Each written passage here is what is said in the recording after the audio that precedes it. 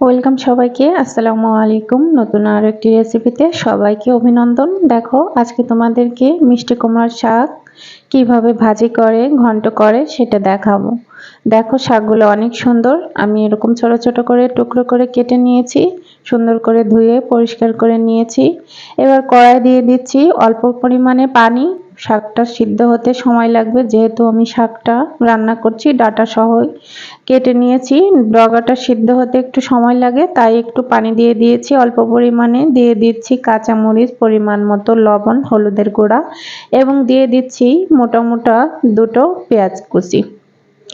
শাকগুলো সুন্দর করে পরিষ্কার করা সেই শাকগুলো দিয়ে দিলাম, কড়াইয়ে দিয়ে নেড়ে চেড়ে ঢাকনা দিয়ে ঢেকে দিব। এভাবে আমি রান্না করব বেশ কিছুটা সময়, যত সময় পর্যন্ত শাকগুলো ভালোভাবে সিদ্ধ না হয়ে যায় এবং পানিটা শুকিয়ে না যায়। এভাবে আমি কিছু সময় পর পর ঢাকনা তুলে নেড়ে চেড়ে দিব, তারপরে আবার ঢাকনা দিয়ে ঢেকে দিব। এভাবে বেশ কিছুটা সময় রান্না করে নিয়েই হয়ে যাবে আমার শাকটা সিদ্ধ। দেখো এবার যা আমার শাকটা সিদ্ধ হয়ে গিয়েছে। এবার শাকটা তেলানি দেওয়ার জন্য কড়াইটা চেঞ্জ করে নিয়েছি, তেল দিয়ে দিয়েছি। তেল গরম হলে দিয়ে দিচ্ছি কিছু পেঁয়াজ কুচি, মোটা সাইজের একটি পেঁয়াজ কুচি। একটু নেড়ে চেড়ে তারপরে দিয়ে দিচ্ছি রসুন থেতলো করা। রসুনটা ভাজতে একটু কম সময় লাগে, এজন্য আমি পেঁয়াজটা একটু আগেই দিয়েছি। এবার দিয়ে দিচ্ছি অল্প পরিমাণে গোটা জিরা।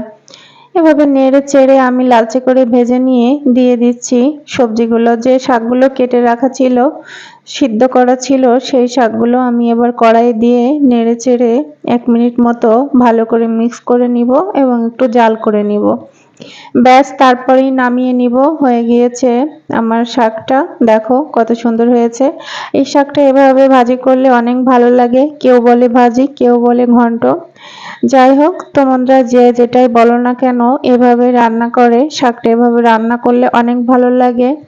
তোমরা ট্রাই করবে অবশ্যই এবং ভালো লাগলে অবশ্যই সাপোর্ট করবে।